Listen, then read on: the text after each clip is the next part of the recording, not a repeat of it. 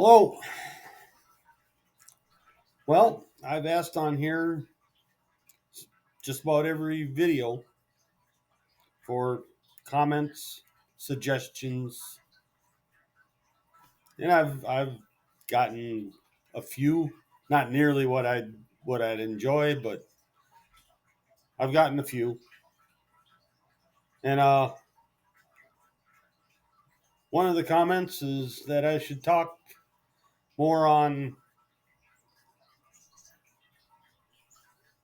how things in politics and government, how it really affects us. In fact, one suggestion, which came from my fiance, was talk about the gas and grocery prices. Why we haven't seen any change in them yet. Well, we have seen a little bit of an improvement in the gas prices, though, you know, 30, 50 cents less for a gallon of gas isn't what a lot of people would call success. And no, to me, it's not success either. But that you got to realize that 30, 50 cents, the gas prices are, the oil prices are a speculations market. It's what they anticipate the price to be. So they'll drop their, someone like Donald Trump gets elected, and they say, "Well, now our gas prices are going to be lower." So they'll just lower them a little bit to get things moving, but they're still basing it on their future. What are gas prices going to be in the future? So right now they drop, 30, 50 cents depending on where you are in the country, but the true reduction in gas prices will come once our oil companies actually get drills out in the field. When we start producing the oil.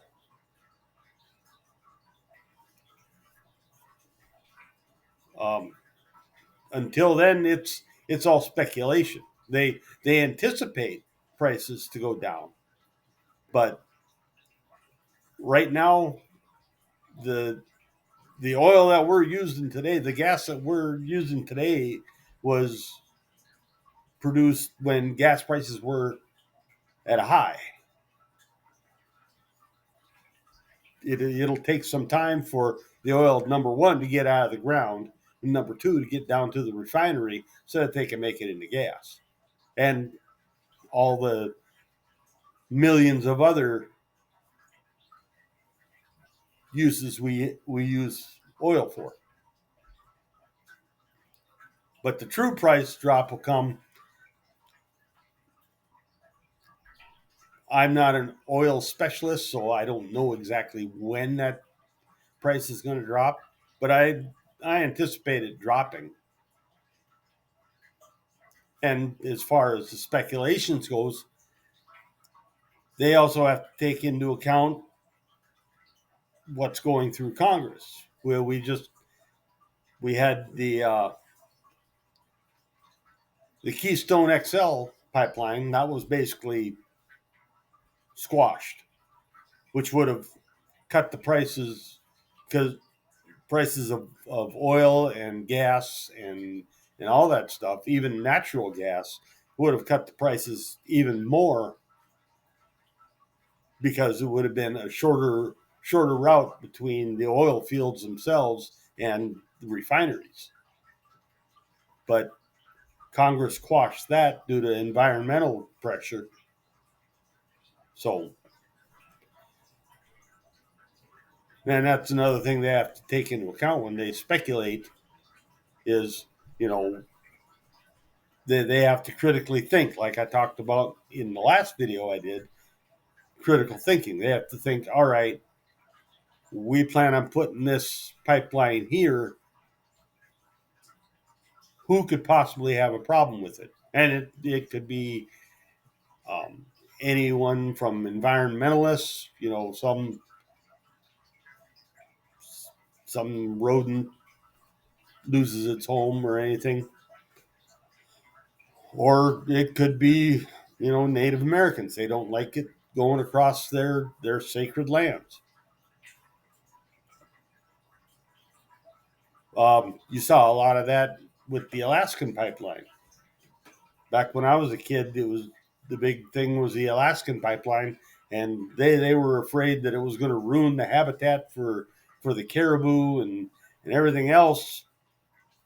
But as it turned out, the caribou kind of did, being as how they're part of nature, they just did what nature does and just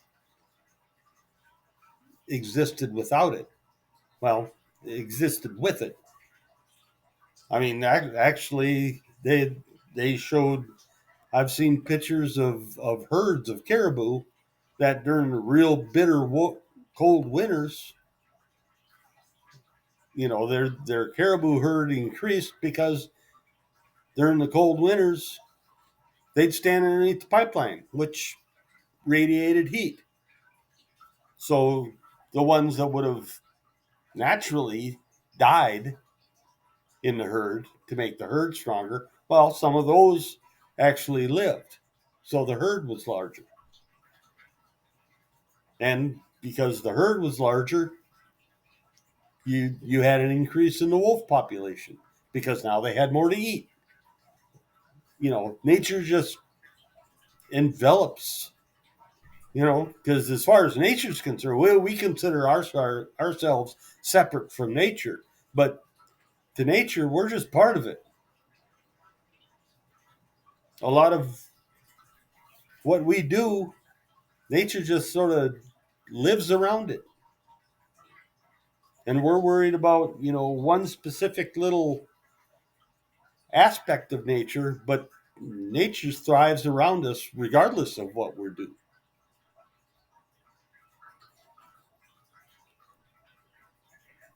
We saw that with, the big thing when I was younger was Exxon Valdez.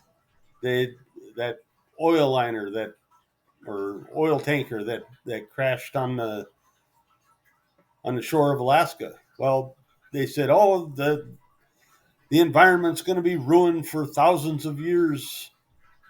Well, no, the environment just sort of absorbed it, regardless of what we did. We sat there and run around in our little boats, using up a bunch of gas to try and hold this stuff in. Well, you know, 5, 10 years later, you couldn't tell there'd been a problem. Same thing with the oil calamity we had in the Gulf Coast. They said, well, this will never be the same for thousands of years. Well, no, 5, 10 years, and what happened here? I think we tend to over exaggerate our own impact on nature. As far as nature's concerned, we're part of it, and it just continues to function regardless of what we do, in spite of us.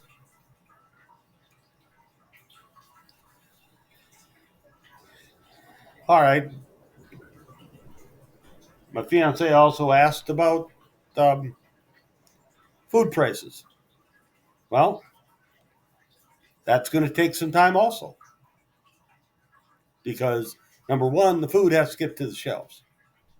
Right now, the food that's in our grocery stores are based on the costs of getting it there right now.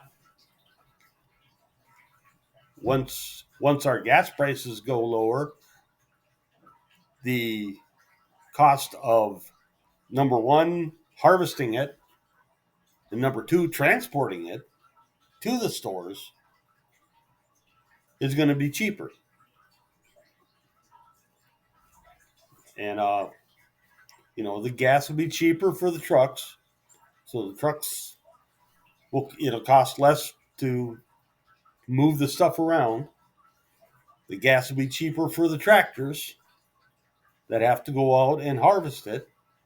Number three, we're, you know, you know, right at the end of one season, beginning of another. Of course, we do have our southern farmers that can do two crops a year, but you know we still got a lot of people.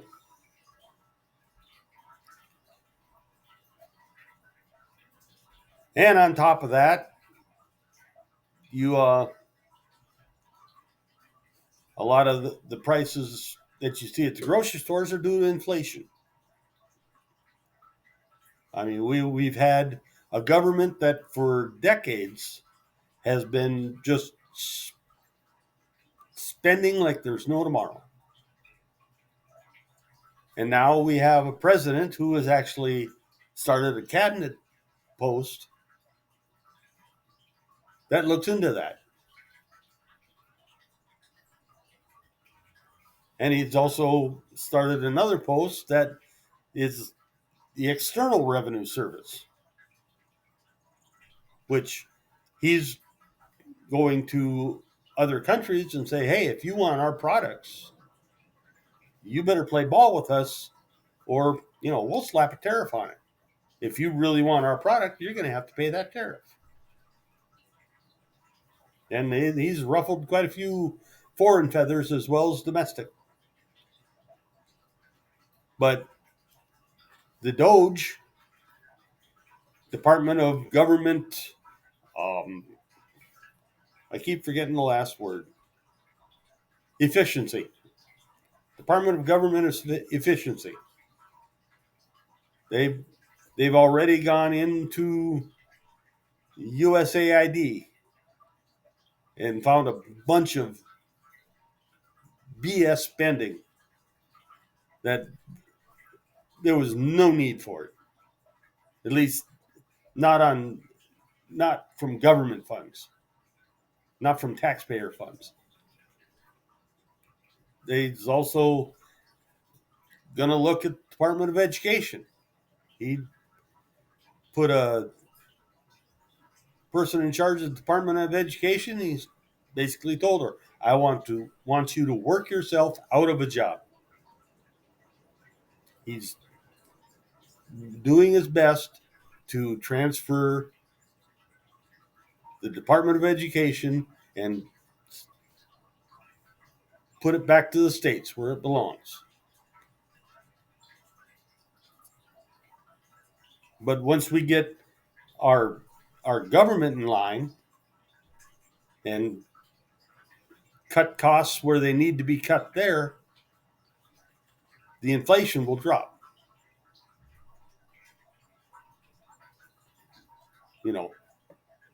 That's it. Took years for it to get that high, and now it's going to take at least a couple, 1 maybe 2 years for it to filter down to us. That's trickle down economics. It works both ways. It you know it trickles down for cost inflation as well as cost reduction. Basically, I'd say the only thing I can tell you is, which is easy for an old man like me, just be patient. I know the whole world, and especially young Americans, they're into instant gratification. Everything has to be right now. New president, where's my savings? Well, no, it don't work like that. There's a process to everything, especially when you're talking about government. Thing we used to say in the military, hurry up and wait. You rush down to get whatever you were going to get, and then you stand in line. That's government. That's a market economy. That's government. That's any aspect you've got.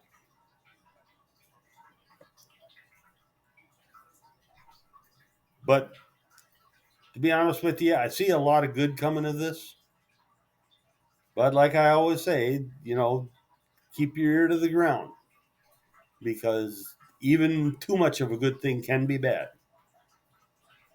And hopefully we got a president now and a cabinet now that when we say, whoa, whoa, whoa, let's not get carried away, they'll listen.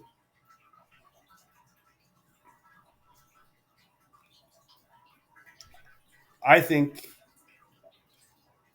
from what I've seen of Trump so far, he listens a lot. He likes to talk, but he listens a lot.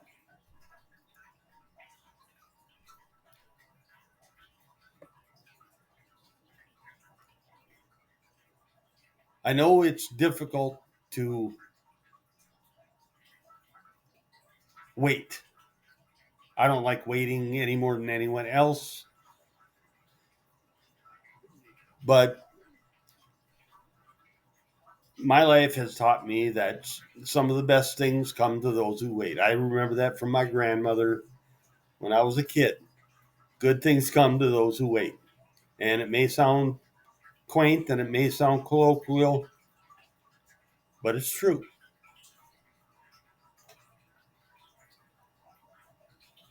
I'm still waiting for that pot of gold that I was expecting when I was a couple years old, but I guess I'll have to wait a little while longer. But I think now we're on a good road.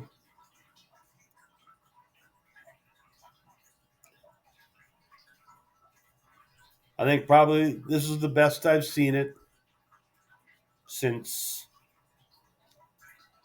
I guess when Ronald Reagan was president.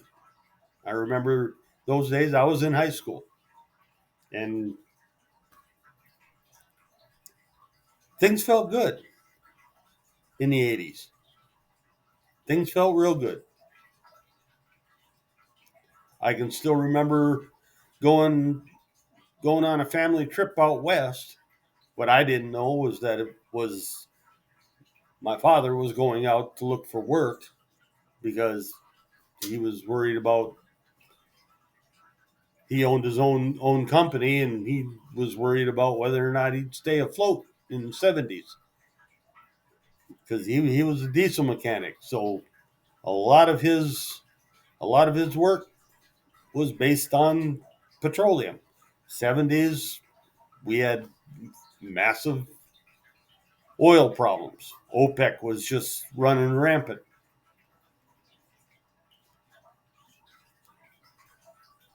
So we took a trip out west, and he was out there looking for work and stuff. We ended up not going out there. We ended up moving about 110 miles northwest of where we were living at the time, and but we went out west, and I can remember seeing lines for gas. This was in 1977. I can remember sitting in the back of the car, hotter than blazes in California. And we were sitting waiting for gas. We saw lines at gas stations. We usually tried to mediate that problem by we'd get gas before we entered a big city.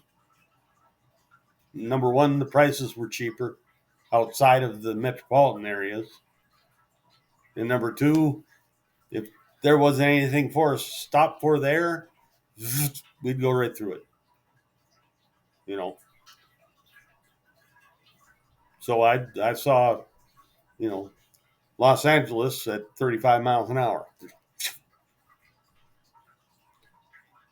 because most of the stuff that we were interested in were outside of the city.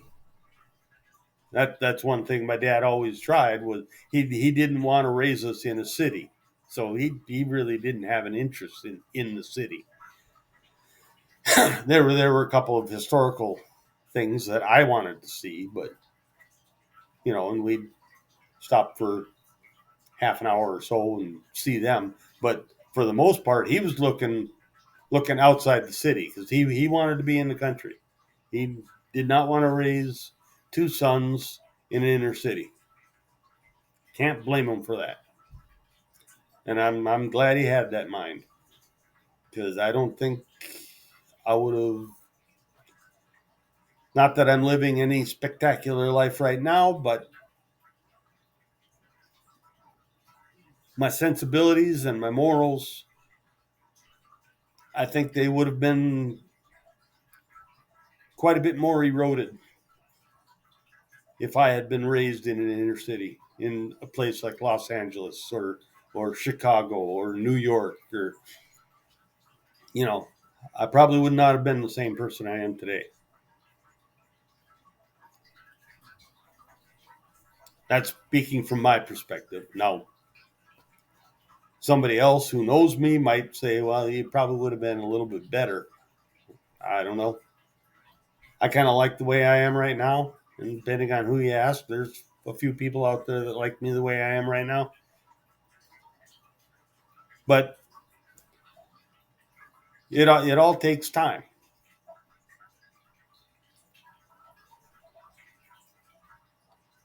And I think that's what we need here is the patience to give this new administration time to work. They've only been in 2 weeks, and they've done more in these 2 weeks than the previous administration did in 4 years. At least more for the people. Previous administration seemed to be working more for itself. How much more power can we gather onto ourselves so that you know it seemed like that was their main focus was for themselves.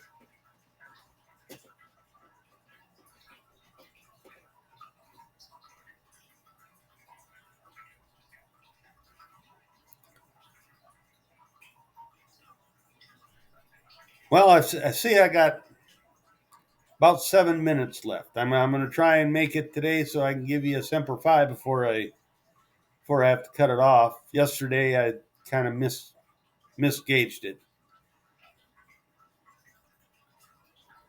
but that's the way I see it. That's just this Marine's perspective. You know, I encourage you to, if you like what I say or like the videos, you know, give me a like, give me a thumbs up, give me, something. Um, if you feel so inclined, you can subscribe to this. I'm, as far as I'm concerned, I'm going to keep trying to do this. Um, I'll always appreciate people taking a look at it. Um,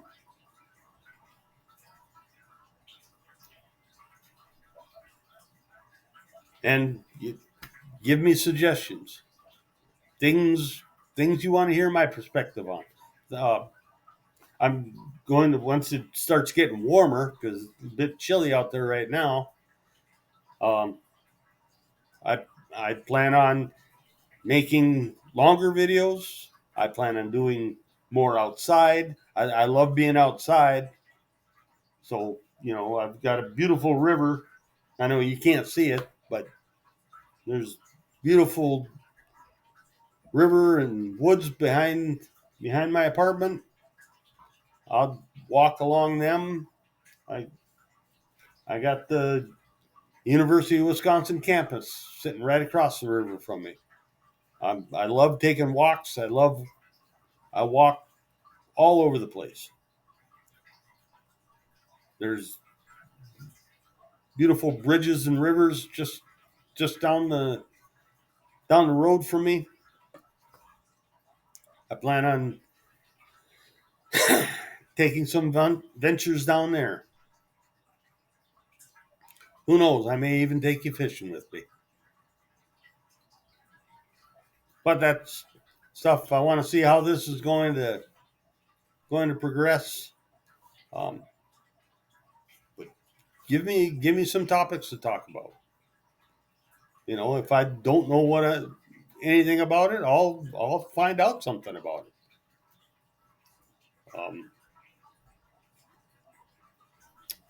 That's one thing I learned in college. I got 2 degrees, one in history, one in psychology, and both of them is a lot of research.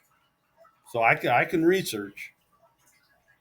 I can find out things about it, and I can decipher it in my own mind, and I'll give you my point of view on it. Give me critiques. Tell me where I'm falling short, you know, where you like what I say.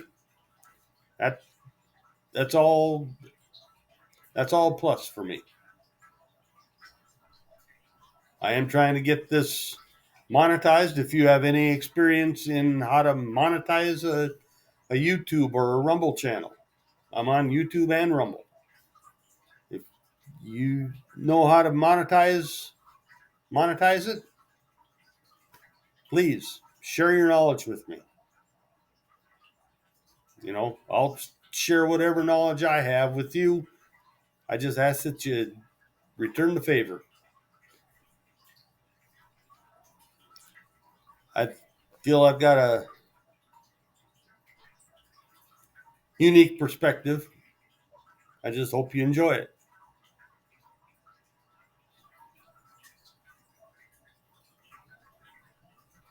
If you do, let me know. I appreciate that. By now, I've got 2.5 minutes left here. So, with that, I'll say, as far as the gas prices and food prices go,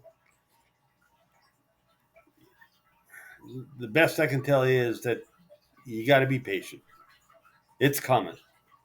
From what I've seen of this president and this government, it's coming. You just got to be patient. What they're doing right now, I see nothing but good in. But that doesn't mean they can't change direction, but I don't see why they would.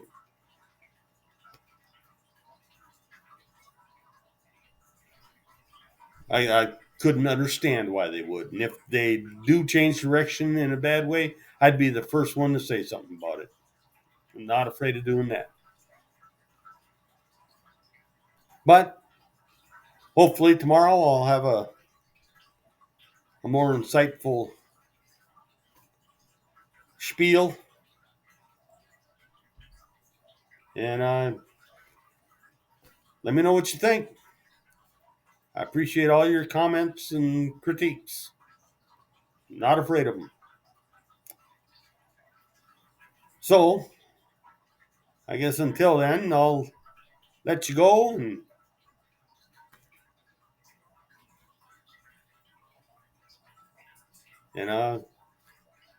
keep your ear to the ground. And Semper Fi.